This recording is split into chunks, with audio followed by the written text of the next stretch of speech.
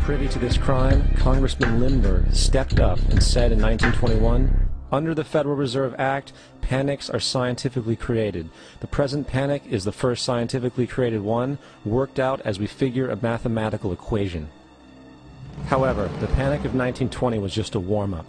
From 1921 to 1929, the Fed again increased the money supply, resulting once again in extensive loans to the public and banks. There was also a fairly new type of loan called a margin loan in the stock market. Very simply, the margin loan allowed an investor to put down only 10% of a stock's price, with the other 90% being loaned through the broker. In other words, a person could own $1,000 worth of stock with only $100 down. This method was very popular in the roaring 1920s, as everyone seemed to be making money in the market. However, there was a catch to this loan. It could be called in at any time and had to be paid within 24 hours. This is termed a margin call, and the typical result of a margin call is the selling of the stock purchased with the loan.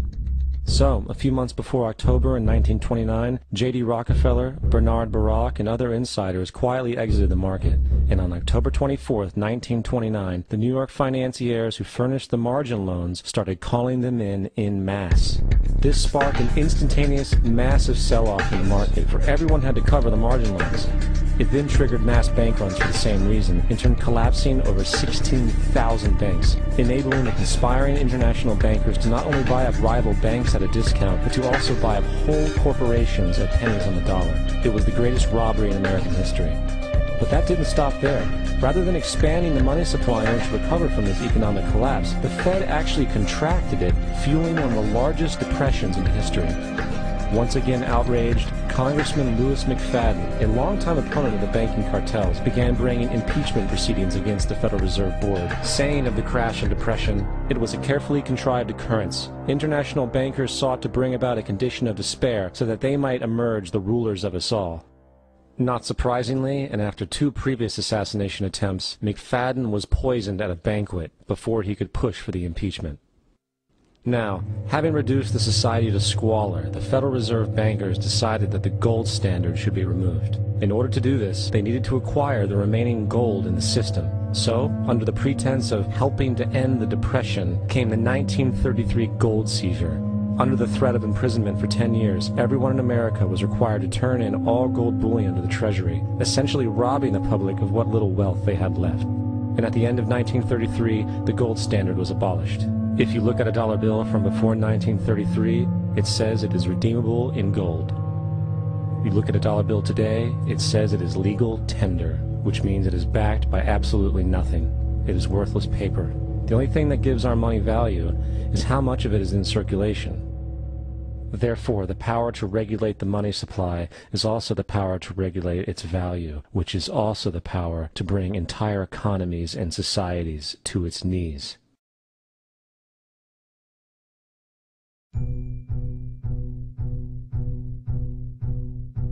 It's important to clearly understand, the Federal Reserve is a private corporation. It is about as Federal Express.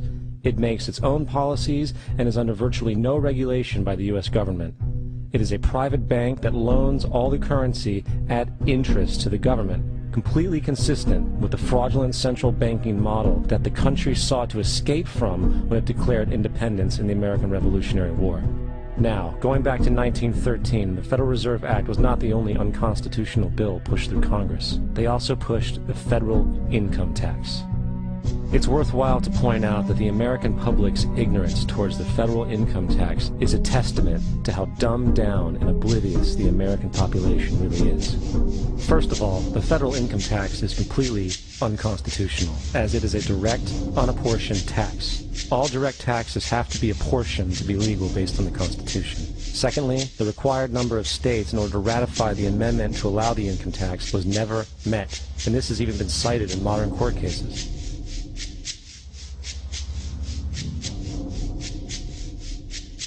Third, at the present day, roughly 35% of the average worker's income is taken from them via this tax. That means you work 4 months out of the year to fulfill this tax obligation. And guess where that money goes? It goes to pay the interest on the currency being produced by the fraudulent Federal Reserve Bank, a system that does not have to exist at all. Not 1 cent of this tax goes towards any governmental program whatsoever. Not 1 cent. The money you make working 4 months out of the year goes almost literally into the pockets of the international bankers who own the private Federal Reserve Bank. And fourth, even with the fraudulent government claim as to the legality of the income tax, there is literally no statute, no law in existence that requires you to pay this tax, period. I really expected that, of course there's a law that you can point to in the law book, the code, that requires you to file a tax return. Of course there is. I was at that point where I couldn't find the statute that clearly made a person liable, at least not me and most people I know, and I had no choice in my mind except to resign. Based on the research that I did throughout the year 2000 and that I'm still doing, I have not found that law. I've asked Congress, we've asked a lot of people in the IRS commissioners, helpers. They can't answer, because if they answer, the American people are going to know that this whole thing is a fraud. I haven't filed an federal income tax return since I left. I have not filed a tax return since 1999. The income tax is nothing less than the enslavement of the entire country. Now, the control of the economy and the perpetual robbery of wealth is only one side of the Rubik's Cube the bankers hold in their hands. The next tool for profit and control is war. Since the inception of the Federal Reserve in 1913, a number of large and small wars have commenced. The three most pronounced were World War I, World War II, and Vietnam. World War I. In 1914, European wars broke out centered around England and Germany. The American public wanted nothing to do with the war. In turn, President Woodrow Wilson publicly declared neutrality. However, under the surface, the U.S. administration was looking for any excuse it could find to enter it. Woodrow Wilson's top advisor and mentor was Colonel Edward House, a man with intimate connections with the international bankers who wanted to end the war. In a noted observation by Secretary of State William Jennings, the large banking interests were deeply interested in the World War because of the wide opportunities for large profits. It's important to understand that the most lucrative thing that can happen for the international bankers is war, for it forces the country to borrow even more money from the Federal Reserve Bank at interest. In a documented conversation between Colonel House, Wilson's advisor, and Sir Edward Grey, the Foreign Secretary of England, regarding how to get America into the war, Grey inquired, "What will Americans do if Germans sink an ocean liner with American passengers on board?" House responded, "I believe that a flame of indignation would sweep the United States, and that by itself would be sufficient to carry us into war." So, on May 7, 1915, on essentially the suggestion of Sir Edward Grey, a ship called the Lusitania was deliberately sent into German-controlled waters where German military vessels were known to be.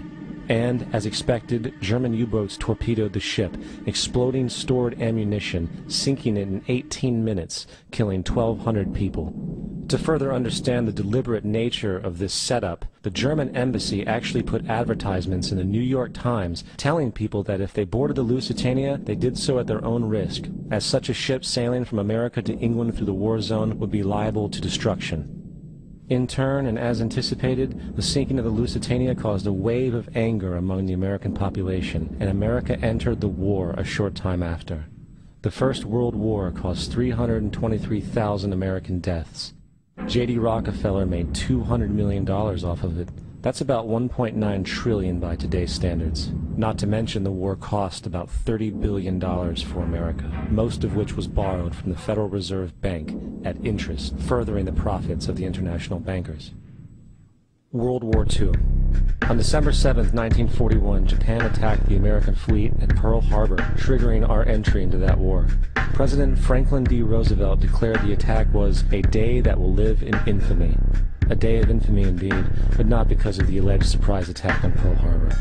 After 60 years of surfacing information, it is clear that not only was the attack on Pearl Harbor known weeks in advance, it was outright wanted and provoked.